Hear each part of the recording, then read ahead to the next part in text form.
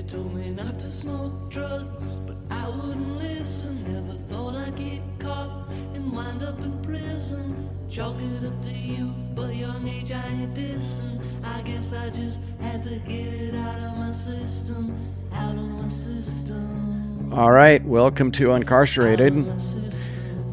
Flying solo, special edition of Uncarcerated. I've ditched my co-hosts for the evening because two reasons. One, of course, Uncarcerated is the show that platforms justice-impacted people, lets them tell their own stories, not through state attorney's files and mugshots and salacious posts on Facebook, but lets them tell their own stories with context. And none of that's going to change tonight, but two things are changing. One, we have brand new equipment on Uncarcerated, and I was so excited about it. I always open up my Christmas presents like a week early, and tonight is no different. I wanted to get this stuff hooked up and do a show immediately. And two, the first person I called, and he actually picked up the phone, was my good buddy, Mike. Mike, hello. Hello, Lee. Thanks for having me, bud. Yeah, man. I appreciate you doing this last minute, but you are one of my favorite humans, one of my best friends, and we forged our friendship and our bond.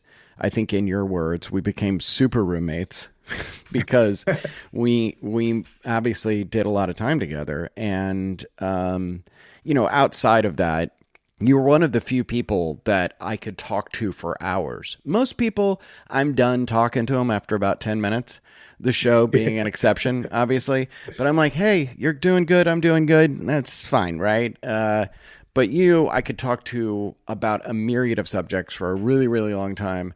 Tonight, obviously, the subject is going to be you, which is not one of your favorite subjects. Yeah. But I really wanted to have you on and kind of catch up and also talk about your experience and what that was like. And then, really your journey over the last couple of years has been unbelievable to watch because it seems like you've just taken another giant leap forward. And so I wanted to kind of put all that together and let our audience know a little bit of the Mike that I know. So let's kind of start with just sort of introducing yourself, who you are, kind of what you got going on. Yeah.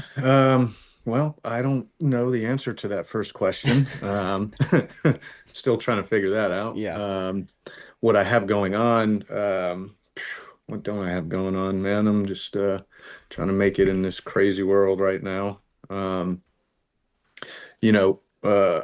I think it's hilarious because every time I go to like a Florida game or something, I think about you and I think about the fact that, had we not both been fans of the same college football team, we probably, maybe would have been friends, maybe not. I don't know. That just kind of, set the tone immediately. Oh, hey, yeah, this is Lee. He's a Florida football fan. Oh yeah, you are too. Cool. It's crazy the stuff that you bond over when you're in prison. I mean, you really are searching for any reason to like somebody because you have a lot of time to do. And someone did introduce us and said he likes the Gators. He likes the Gators. They should be friends. While I was playing poker. While you were playing poker. Yeah. While I was playing poker. I was like, why do you have me bothering this guy while he's playing poker? Because we like the Gators. Yeah. We met at Lottie Correctional Institution in C-Dorm, if I'm not mistaken. Right. We were in C-Dorm together. Yeah, it was in C-Dorm. And I want to talk to you about your experience inside and sort of like what your experience was with me and our friendship. But I kind of want to start at the beginning.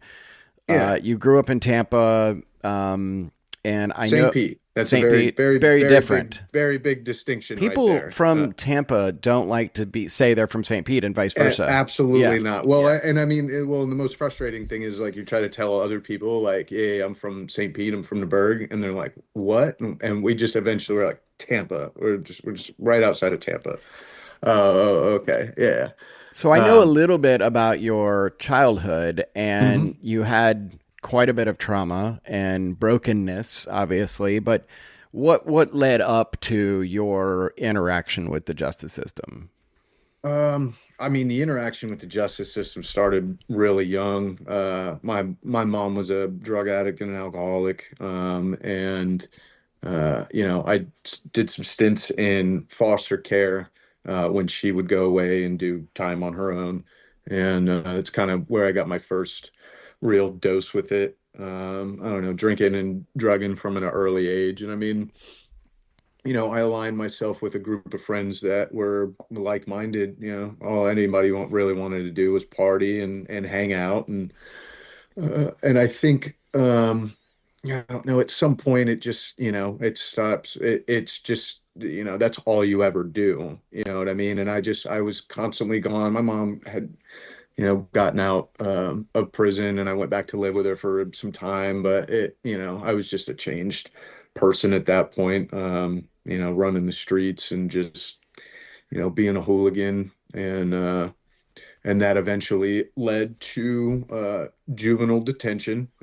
Few stints of that, getting kicked out of school and stuff, and then just because it's my uncomfortably comfortable part, in my life, I'll be brief with it. My mom, I watched her battle addiction and alcoholism for a long, long time. And she lost that battle, Yeah. she Yeah. gave up, and it was in pretty kind of dramatic fashion Yeah. too, because my sister and my brother and I, we got left notes, and it was brutal, and I blamed myself a lot for it. Right. And it just it really impacted my life at that time, and I was already in a bad way, and it just made me go even further off the It deep was end. just fuel for the fire. Yeah, Oh can you yeah. talk about that? We hear about the statistics and the data, but from hmm somebody who was experiencing this, the foster care to juvie to prison pipeline, it's almost unavoidable. What is it about that is just such a direct leap from one place to the next to the next? I think because you get that many broken kids together, and all they have to rely on is each other. Um, and usually it's, revolt. Usually it's, let's run away from the foster home. Let's try to stay gone as long as possible before, because there's no repercussion. You get found by the police, they pick you back up, they bring you right back to the foster home. So And it's like a trauma bond. It's not like the foster care kids or the yeah, kids in juvie are yeah. like bonding and going, "Hey, let's all exercise And you're together or kids, and meditate." you're all, and a Right. lot of you are Yeah. from an addictive background, so it's still learned behavior. So now you put a bunch of damaged and broken kids together who are just trying to figure out what is going on in life. And then obviously somebody suggests drinking or smoking or popping a pill or something, and then that's the thing to do, and then you just don't even realize it, but you slowly turn into that addict or that alcoholic that you watched for that long and Yeah. said, I'd never be that person. Yeah. So, At you that know, time in your life, uh, at any space on that spectrum, whether it was foster care or juvie or even interacting with the justice system, the prison system, what did you need versus what you got? I'm sorry, in the justice system, you said? Yeah, at any point there, what was Oh, it that yeah, you with foster needed care and versus yeah, what you yeah. got? Like, was there some level of like, if I had received this, compassion, care, love, tenderness, forgiveness, third, fourth, fifth chances, what, this is what I needed, but what I got was a cage or abuse. Yeah. I mean, that was true from the get-go. I got put in a foster home when I was 9, actually, when I was Julian's age. That was my first experience with it. And I mean, It was really, it was, I mean, it was tough, man. It was tough for a kid. It was tough. I remember it was devastating for me. I got taken out of my grandmother's home. My brother went with his dad, and my sister stayed with my grandmother, and nobody wanted Mike. And I just thought that there was something wrong with me. And like, I was very sad and very confused. And, I got put into a foster home with people that basically just use it as a business. Yeah. And they had no regard for us kids whatsoever.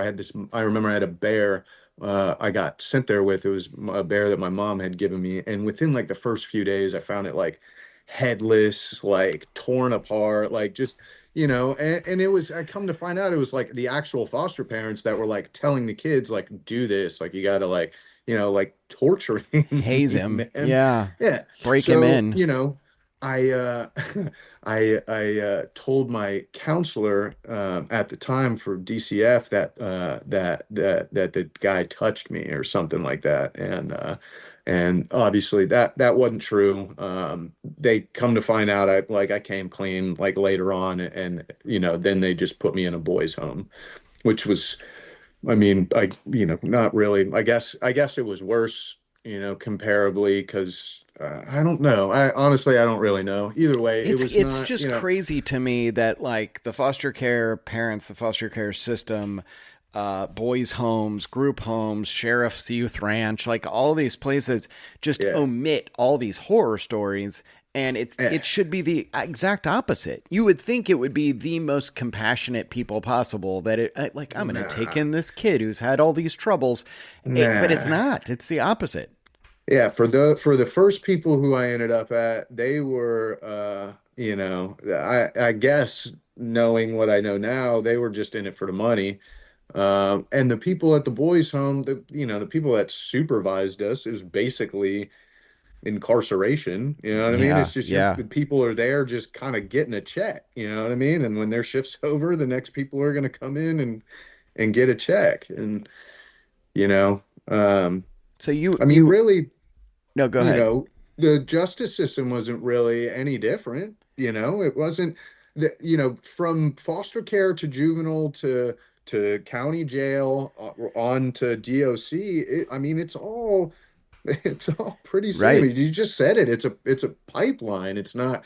I don't think it was meant to be, but that's what it is. It's So exactly what it is. when you left county jail and you get to prison for the first time, how much time were you given off the bat? 5 years? Was that Yeah, right? 5 years. Okay. Yeah, And did you go through Central Florida Reception Center? Is that right? I did. CFRC. Yep, And Orlando. you know, my experience when I got to Lake Butler was, I had had enough time in county jail. I did not have the same experience that you did. I didn't grow up in foster care. I didn't go to juvie. And county at least gave me enough time in jail to kind of know kind of what to do. Like, don't fuck with people, walk in a straight line, keep your head down, those kinds of things.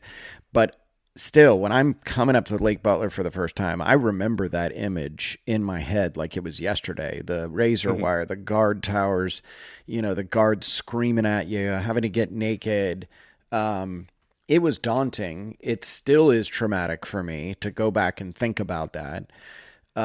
Was What was your experience going into Central Florida Reception Center? Were you just like, this is another day? Like, I'm used to Mhm. doing time? Like, what was your experience? Was there fear?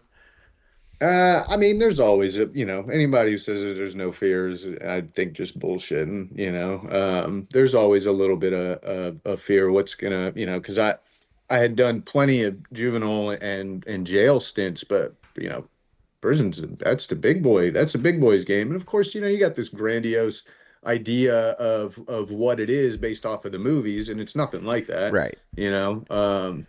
But funny enough, I rode the bus with like like childhood friends, like that we have known each other for a long time, and we were in separate dorms the whole time in county jail. And we get put down into where they're holding us all to take us on the Bluebird. And I remember, God rest him, Billy Van Deven and Phil Wood. Phil's still alive. and doing really well. I'm proud of you, Phil. But we were cutting up in the back, man, just kind of reminiscing. And I remember this old man was like, y'all better chill that out before we get here, man, because it's gonna be bad. And we're like, shut the fuck up, old man. We're just like we're just like selling out, man. And boy, we got to CFRC. I remember, man. I remember it like it was yesterday too. I watched an old man in a wheelchair get thrown off of the Bluebird because he was just moving too slow. They pushed him out of there. Yeah. And there was this little 5'4", 110-pound Puerto Rican dude, giving us all instructions. All right, you're here because you're all fucked up, and we are here to unfuck you. Now get naked, Jesus and there's Christ, yeah. 60 of us standing in a circle, Yeah. You know what? Did you lose my? You still hear me, right? You just lost my your video. feed. Yeah, Okay, but you can hear me, right? I can. Okay, great. Yeah, what really threw me at Lake Butler was just being screamed at opposite orders all the time. You single file, 2 lines, one right behind the other, double. And I'm like, wait, these are all opposing ideas. It was fucking crazy, man. That's why it's the Yeah. warfare game, man. Yeah. That's what it is. So, you get there with your friends, and then what was the first camp you got sent to? Hamilton Correctional. Jasper, I think. Jasper, Florida. So they sent you real far away from home as well. Oh, that's the county line, basically, Georgia-Florida line. Yeah, Hamilton, man, Hamilton was fucked up because I remember we got there and we were at the annex in the visitation center, like processing, and we got locked down for like 7 hours because a captain got stabbed in the neck. Yeah. And I think they had to like flight him out of there, and it was a whole ordeal and everything. We were like in the visitation center, just like sitting on the floor for hours. You're processing, so you got no books, you got no commissary, you're hungry, you got nothing. Yeah. You got nothing. And they're trying to figure how to get us to chow, because technically we haven't processed into the camp yet. You don't even exist, right? We don't even exist in the system technically. Right. So it was a mess. And then I ended up getting over to the main unit, which was cooler than the annex. But they got locked down a lot too. The dorm that I was in got locked down a lot. Somehow I got blessed, man, and this is hilarious because, I got convicted of a violent offense. There's a lot of things that I won't be able to do ever. But as soon as I hit the camp, my custody level dropped. Yeah. So they put me over at the work camp almost immediately. So it's crazy how that works in prison because in the real world, you have a violent offense and, there's a whole list of things that look like they're violent, but they're not. And charges get upped and, stuff like one of my bosses recently got into a fight. This is when they were using, and now they're like a, well-respected community member, run a company. But they got into a fight many years ago, reached into the car, to grab the person they were fighting with by the hair.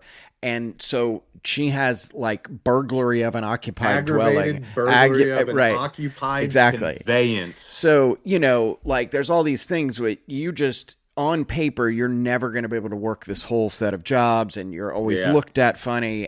But inside, though, they're much more reasonable about that. They're like, it says this, but you can go out the gate. Because you can go out the gate. You can go out the gate. I mean, come on, man. They want you to work you out for there, free. bro. Exactly. I worked at a Super fucked wastewater up. treatment plant for a year and a half, bro. You know how much of a salary I've saved them? You know, how much Yeah. of a, hourly rate that they didn't have to spend on somebody doing that? And I do want to get into that, but you're at Hamilton for a little while, and then you leave Hamilton. 6 6 months. months. Yeah, yeah. Okay. So while I'm on the main unit, bro, like I've been on the main unit for like 2 weeks, bro, and we've gotten locked down like 9 of 14 days, just for it's simple stuff. Now they're, this dorm and that dorm are fighting on the rec yard, and now, and this guy did this and that guy did that. So after a while, I was just talking to somebody and they were like, man, yeah, I'm getting ready to go faith-based, man, sweeter time and blah, blah, blah. And I'm like, all right, what's up? Tell me what's up then. So I put in for For a faith-based. faith and character based camp. And it's funny that you use the term sweet, Mike, because everyone's definition Shit's of sweet. sweet is different in there. I'm on the bus to ACI and I'm listening. I'm listening to everybody else on the bus because I want to know what I'm about to face, what I'm about to get into. And I hear these dudes in front of me talking about, man, this place is sweet. This shit's so sweet. We're we're grabbing crackers and taking their commissary bags, and I was like, wait a second, that's not sweet. That's not sweet for me. That's sweet. Yeah, it's sweet for someone else. But yeah, everyone's definition of sweet is different. But so you put in for the faith and character base camp, So and I put in for the faith-based, yeah, and then I get sent over to the work camp, and I got put on like a good groundskeeping crew.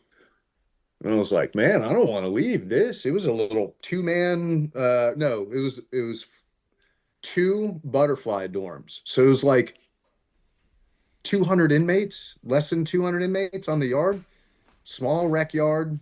They let you go out to rec a lot. Like it was cool. The captain was cool. Like everything was that was a good place to do time.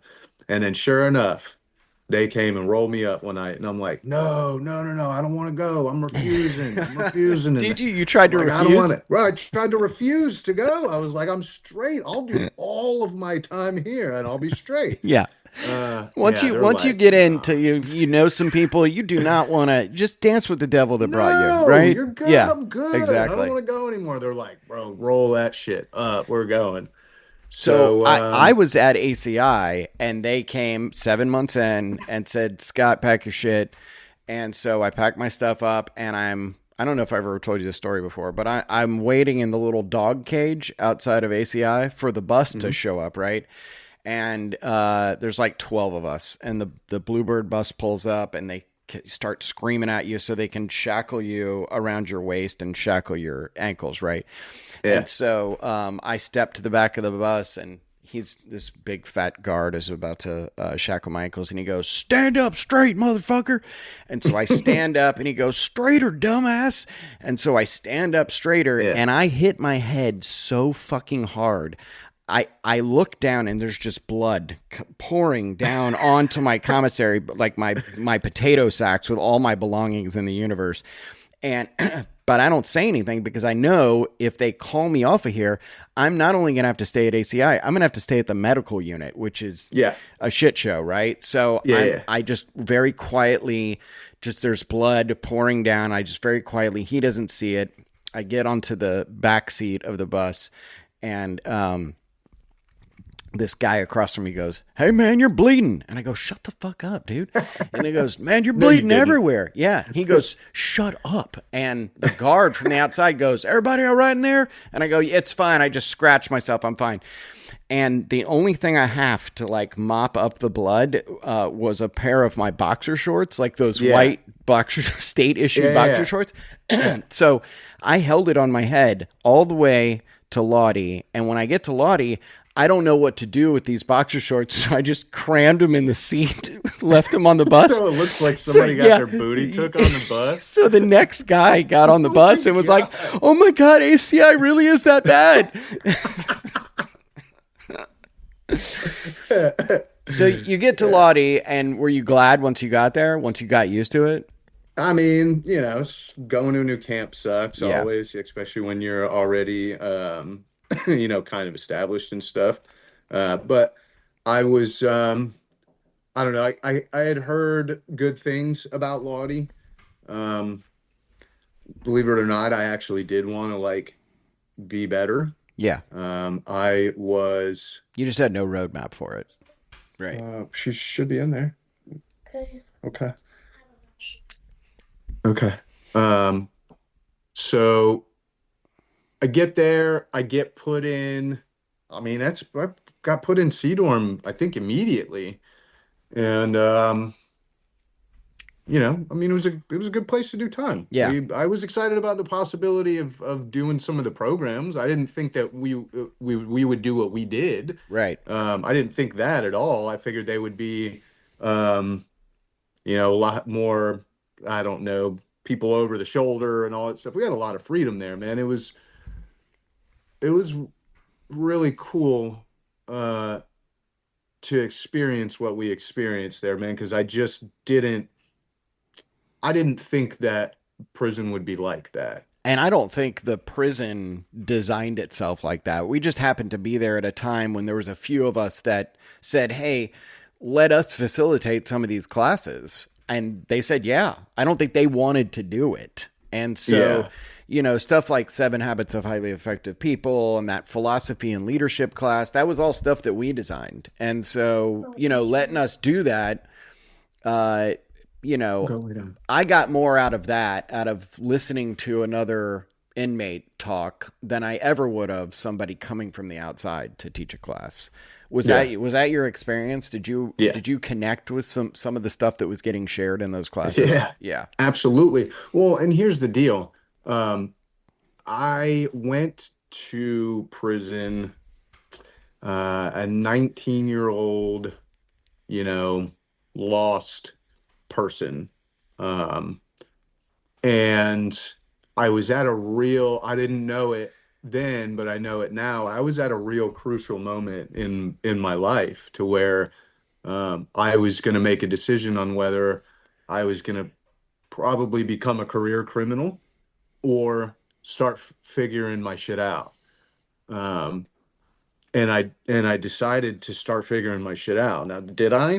No, I bombed when I got out, but it's where I started. Yeah. And that's why I'm so grateful for relations. Man, I love you, man. I really do. Because I don't know what it was about you, but you made me want to be better, pronunciate words better, and play Scrabble and like stuff that I think I maybe just robbed myself of doing before that I had wanted to do because because nobody in my social circle did shit like that. Nobody played chess and nobody, you know what I mean?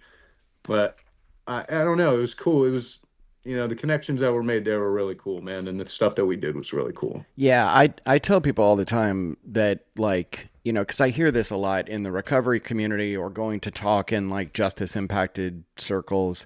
You hear a lot of people say, well, thank God I got locked up, or I wouldn't have gotten clean, or I wouldn't have figured it out. And I always have people pause there and remind themselves that that was in spite of the system, not because of the system. That was because you connected with some other people that you learned something from, or you took a class that a inmate facilitated, or a peer support specialist had something to do with it. It wasn't designed that way, And so you found stuff that was the building blocks for things that you would figure out later on. At Lottie, obviously, we took classes. For the people who don't understand that, there was one prison in Florida at the time that was a faith and character based camp. And so No, there was two. What was the other one? Wakala. Wakala came later. Yeah. Yeah. Yeah. Okay, yeah, Yeah. yeah, yeah. There was two. And so we were there, and we designed a lot of classes, we took a lot of classes, but we also had to have jobs. So Yeah. as well as going to these classes, you were working at the wastewater treatment plant all day. Yeah. Tell me what that experience was like. Did That you was think you dope. were going to be able to take that information and apply it to your job later? That's Hell kind of what they no. told you, though, right? Yeah, I mean, listen, it was an opportunity for me to get out the gate and get away from COs. Yeah. Man, I worked for county people.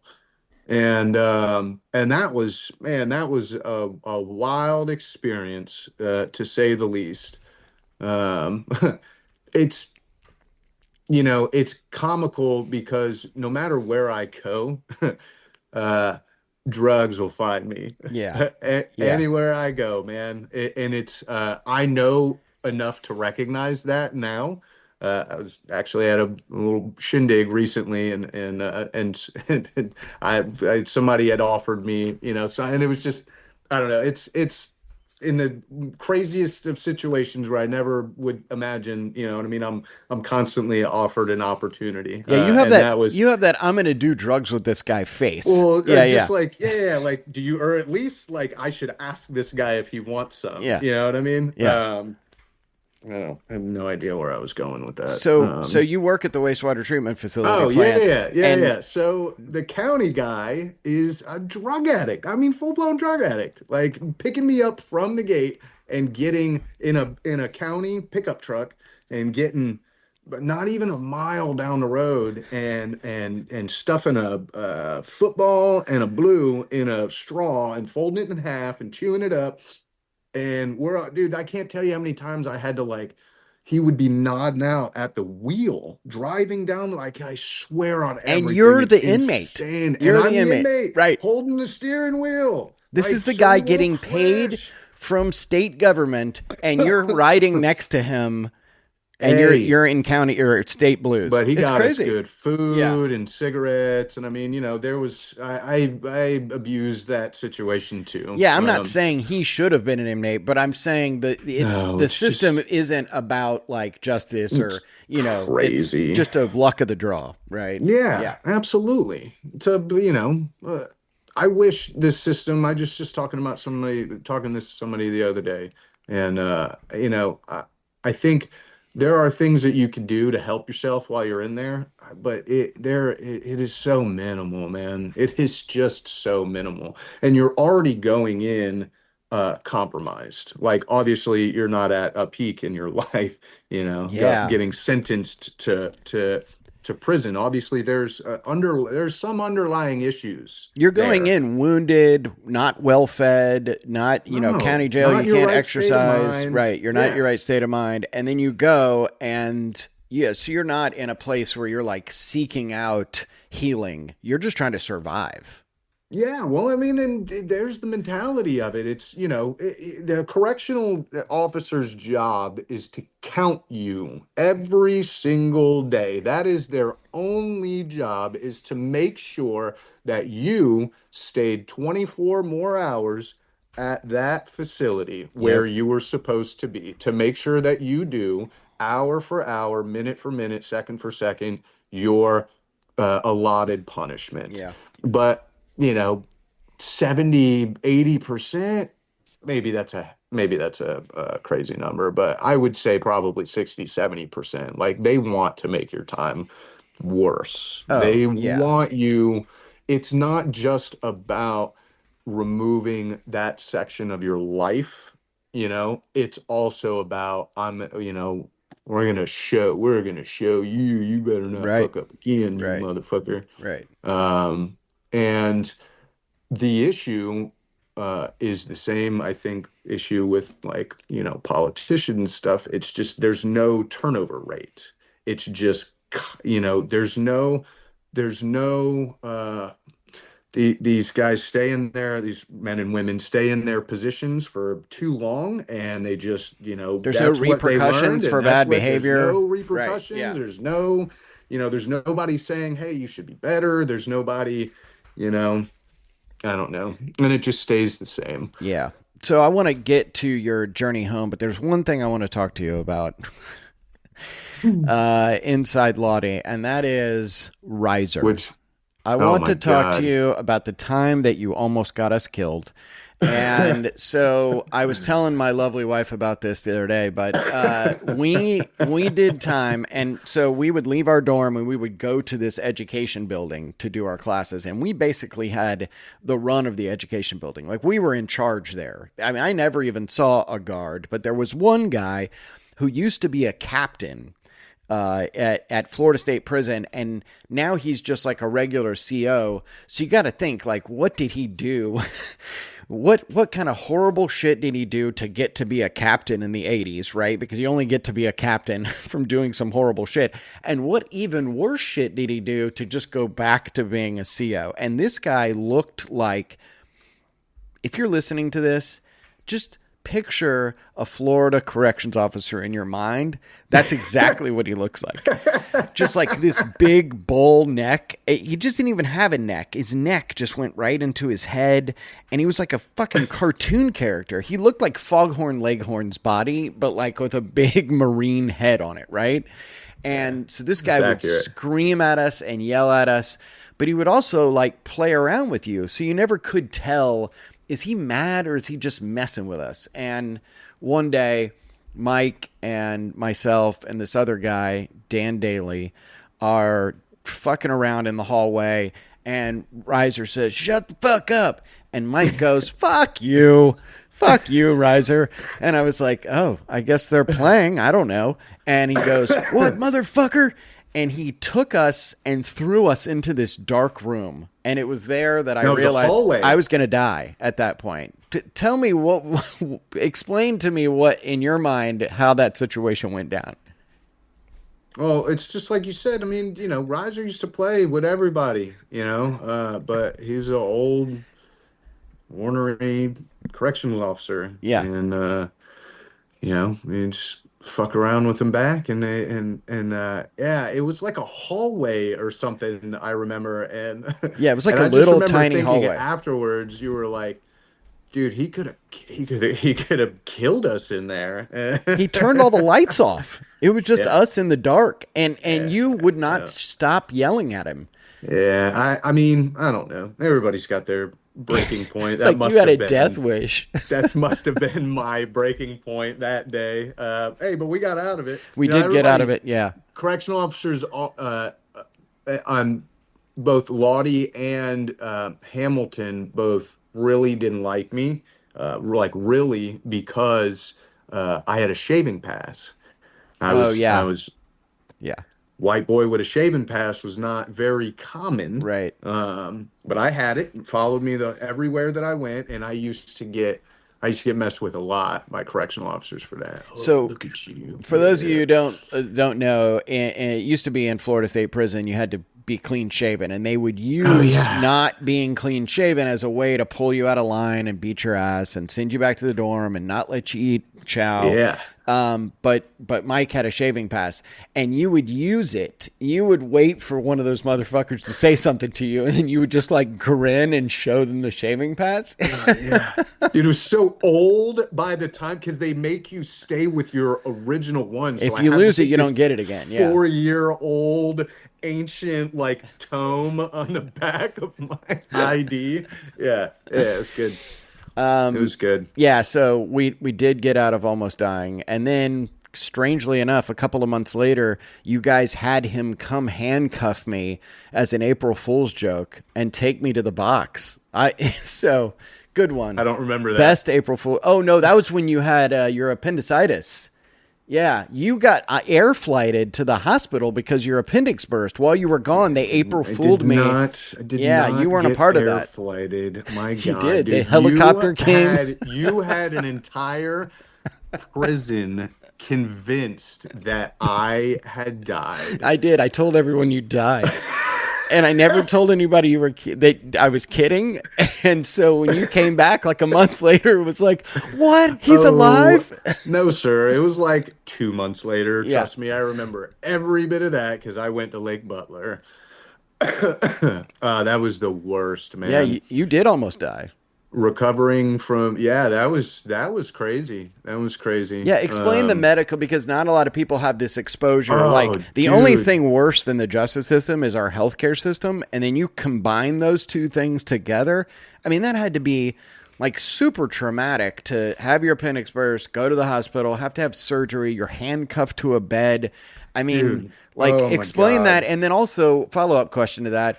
Do you still have some issues, like some trauma around going to see the doctor, hospitals? Did that leave some residual stuff for you?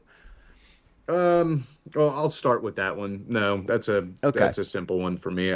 Thankfully, I have always been pretty comfortable and chill with the medical stuff. I don't, I'm have been a lot better now about at least going once a year and getting blood work and stuff done. But for the most part, I've been fairly lucky my whole life. Haven't really had to, um, be in and out of doctors and hospitals. But I'll tell you, man.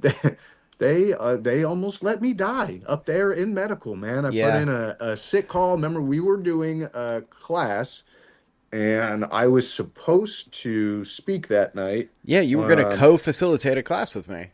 and I just got nauseous and then I couldn't throw up and I couldn't shit and I was like, man, something's really wrong. So they put me in a cell in medical for like 4 hours. I'm just in this cell slow while my appendix is slowly rupturing and it's getting worse. I'm like crying, sitting naked Oh on the God. toilet in there like begging them to do anything. I feel like I gotta shit. I feel like I gotta throw up. I can't do either.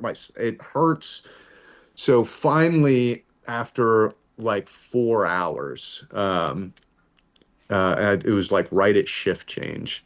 Finally, they bring me into a room and I lay down and the nurse came in and she poked me right on the appendix Mm. and I almost punched her in the face. Yeah. Yeah. It was bad, like just reactionary. I'm telling you right now, I'm super grateful that I didn't. I don't know why I didn't, but Yeah.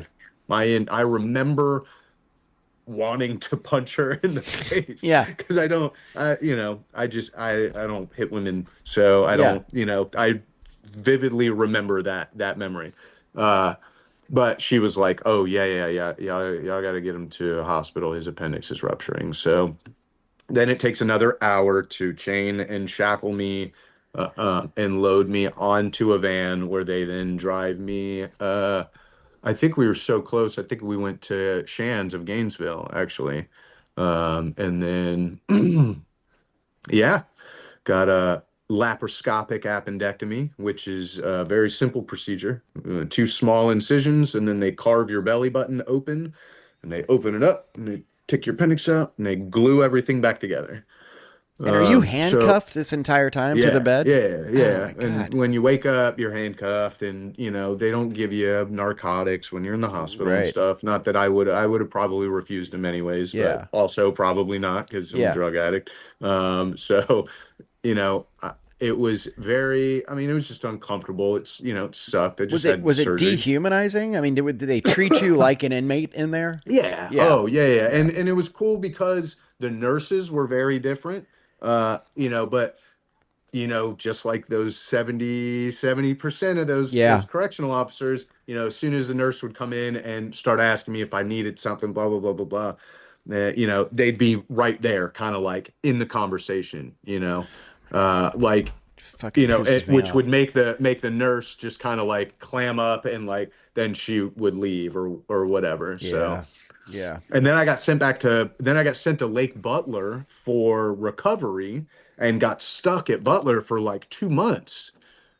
Which for anybody who hasn't been up the road, going from a permanent camp where you're like comfortable and established back to A reception center? a Yeah. reception center is like the worst thing that could happen. Yeah. Because now we're sitting up for 4 hours for count time with no books. You have to sit up the whole time. You're constant lockdown. There's just, Yeah. reception centers it's like the Wild West, man. Right. People are coming You in and know? out of there. The I was just telling my Uh, wife this the other day that uh, in the Florida prison system, the inmates do all the work. Your food is cooked by an inmate. You're processed by an inmate. yeah, The cleanup, the everything. landscaping is done by an inmate. The guards sit in a booth. That's it. And then they come out and count you. That's it. And so at Lake Butler, at these reception centers, they have what's called permanents. So permanent inmates, they're just there forever. Usually they have a lot of time and they don't wear blue uniforms. They wear white uniforms. White. And the guys at these reception centers are the biggest hustlers and con artists you've ever met in your life because they are getting people as they're coming in for their first experience in prison, and they spot that. And so they're selling them stuff, they're taking their money, they're having them send home money to their family for these crazy schemes. It's just like it's crazy. Yeah, it's Yeah. crazy. Um, Yeah. so you got That stuck at sucked. Lake Butler, and then you come back to Lottie, and everybody had thought you were dead. Yeah, so Yeah. welcome home. Yeah, it was wonderful. It was wonderful. I remember what dorm you know what I remember? The day I got back was the Super Bowl that Denver and Seattle. Peyton Yeah, Manning played in, where the first hike of the game went over Peyton Manning's head for a safety, yeah. because I bet with Denver that year. I think that's the year he threw All of our what, memories are 40 gambling touchdowns. related. Yeah, Yeah. everything's gambling. I mean, it was, you know, it is what it is. So It is what it is. you do your 5 years, you almost die, you learn some things, you survive. Now you're back home in the free world. I know that early on, your first couple years home, it was hit and miss. Tell me, like, what were the most difficult experiences for you? Like, what did you face? What barriers did you face? And what internal barriers did you face when you came home from prison? Uh, Man, transitioning back was actually surprisingly harder than I thought that it was going to be, and that's still a surprise to me, because the experience of prison was what it was. I think that I was afraid of responsibility, and like what do I do? Like what do I do now? I'm mid 20s. I don't have anything. I don't have anyone, you know. And what I came home to, you said earlier about some people saying that prison saved their life. That can't be more true than in my life. Because when I came home, I've a bunch of people that I was hanging out with or had grown up with had already passed. Drugs ran rampant in my social circle, and everything was just different when I got home. All the people that I knew, nobody really hung out anymore. Everybody had either stolen from each other or something, and Yeah, that was like the um, middle of the opioid crisis. yeah, it Yeah. was right. Yeah. So thankfully, I was given housing. My brother gave me a place to stay, and I was able to kind of like transition back in. But I kind of started fixing the issues when I went up the road. But I also played a lot of poker Yeah. and and spent a lot of time reading Phil Steele and shooting the shit with you, Yeah. and not being healthy. Yeah. So, alcoholism and addiction caught up with me again, and I I actually went and did 100 days in Orange County Jail a year to the day that I got released from prison. Got released from prison June 1st, and went and pled guilty in Orange County, and went and did 100 days in Orange County Jail for yeah. And was that enough? Getting That 100 days of going back? I remember talking to you at that time, and it did sound.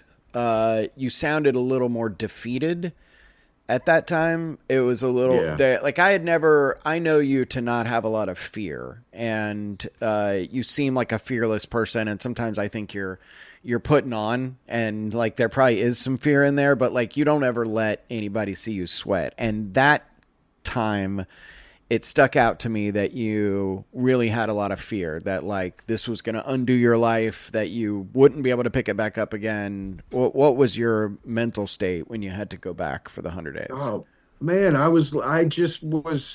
had resolved that they weren't ever going to get another day out of me, after Yeah. I left DOC. Yeah. And thankfully, that is true. DOC hasn't gotten another day out of me. But I think I started becoming really confident when I got home. I got a really, I lucked up into a good job at the Holiday Inn. as a shuttle driver. And you know me, man, I can talk. I'm a talker. So I was picking people up from the airport. I was, people loved me. I had a really good job. And but I also had this way of sabotaging when I started like really gaining momentum. And that's exactly what happened. And I ended up getting fired from that job, and destroying relationships and just catastrophizing my life again. Uh, but I remember thinking like, I'm always going to be this way. That was the first Yeah. real time that I kind of looked in the mirror and was like, I don't know how to stop doing this. I don't know what's wrong with me. Yeah. Before I didn't really understand and didn't really care to understand. I stayed so fucked up, so medicated all the time that I didn't care who I was or what I did or what I stood for. I knew what I was doing that night, and that was my focal point. Right. So now I was kind of like faced with, you know, what are we doing here? Like, is this what I'm gonna be for the rest of my life? And that Um, that sort of like chaos and living for the day, but that obviously, from the outside looking in, that's a direct link to the foster care system, to all the trauma and being in an emergency as a kid. You didn't really know how to have normal. You were home a year and things are going well. Of course you're going to blow it up because it wasn't comfortable. yeah, very true. That's actually something I've just recently kind of started finding out about myself, and what other people do. It's actually not as uncommon. But yeah, and I think even you and I have had this conversation recently about being kind of like stuck in survival mode when you don't have to be. Right. And you make impulsive decisions and you do, just living on the edge when you don't really kind of need to. And I mean, Yeah. it's not, normal is not still not comfortable. Like it's something that I talk about in my recovery program even now. Like there's a saying called mastering the mundane, and it's just trying to be okay with nothing going on. Yeah. And it's so backwards because you just you don't want anything going on, but at the same time when something is not, I'm in just constant fear that I need to be prepared for when something Well, is, I also think it's a very human thing and it's a very, very American thing that there's some part of us that think there is more, right? There's got to be more. I'm going to make more money. I'm going to have a bigger house. There's more to life, right? Like everything is geared towards more. And so when you're at the place that we're at, when you're at the poverty level, when you have experienced trauma or a broken home, it leads to addiction. And then that becomes more and more and more. So I think that idea that like, I'm a failure, I'm not enough, when honestly, just boring, go to work, pay your bills, go home, go to sleep. I live for that now. I love nothing. My adventures are like going to the woods with my wife. That's like enough for me. I don't need like more, but I think we're conditioned that there always has to be more, more, more. Al, and I think it's a personality thing too, man. I set really, really, really unrealistic expectations, and that is something that I battle drastically. So I am rarely satisfied, and never really feel like I'm right where I'm supposed to be. But Yeah. every once in a while, I kind of get that. For me, that's a serenity feeling. That's a serene feeling to me. It's just. Feeling like no matter what I've done and no matter where I've been, I am at this singular moment in time right where I'm supposed to be because it kind of validates even the shit decisions, and it kind of gives meaning to the hopeless tragedies, that people endure. And it's just like, you know, um, believing in a plan or believing in a path, no matter whether we understand it or not. Um, So your life now is good. You have a good life now. I like your I do. life. I'm really enjoying this mic. So the last couple years have been great to watch this sort of evolution of how your sort of work ethic and your family life has come together. We actually have a good ending to this story, at least for right now. Yeah. Tell us where you're at now. What clicked? Uh, I'm at home right now. No. Uh, no, it's been pretty chaotic. I've my vehicle is in the shop again. That's just what it be sometimes. But I was trying to find some gratitude the other day. I'm, bitching about having to drive my wife's vehicle, around, and I remember just thinking in my head like, shut the Yeah, fuck these are up, good man. problems. Yeah. These are good problems to have, but I'm good. I've been doing plumbing, subcontracting and plumbing for like 7 years now. I'm currently saving up money so that way I can take the test and get licensed myself. Like that's my next kind of goal. Um,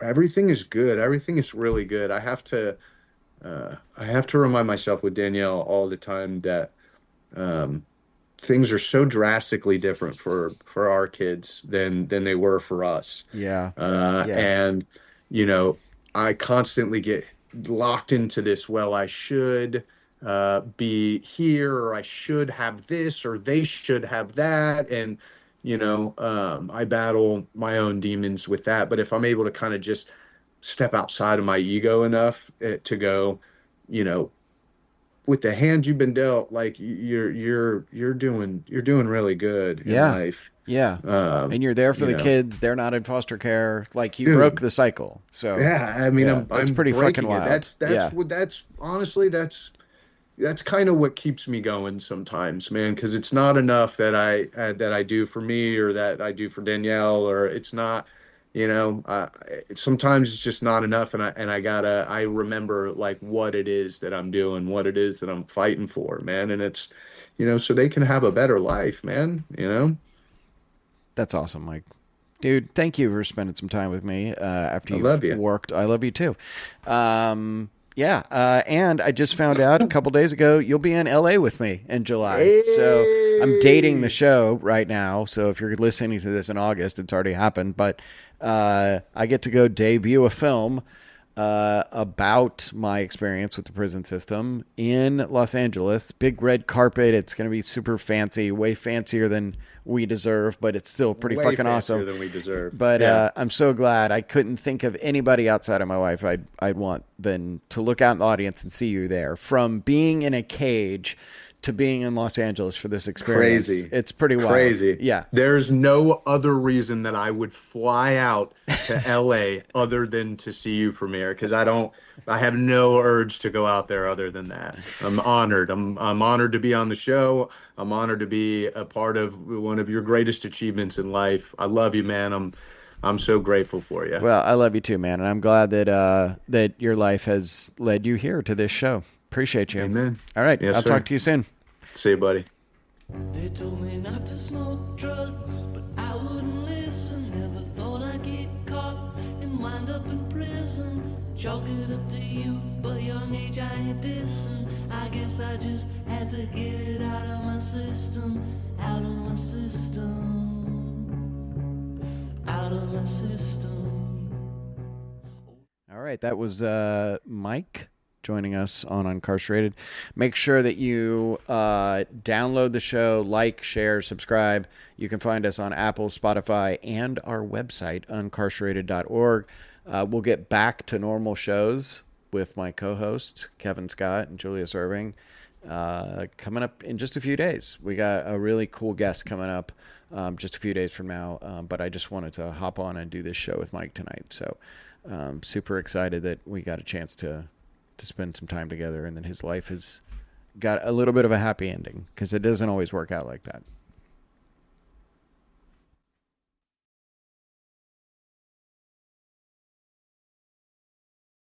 They told me not to smoke drugs, but I wouldn't listen. Never thought I'd get caught and wind up in prison. Chalk it up to youth, but young age I ain't dissing. I guess I just had to get it out of my system, out of my system, out of my system.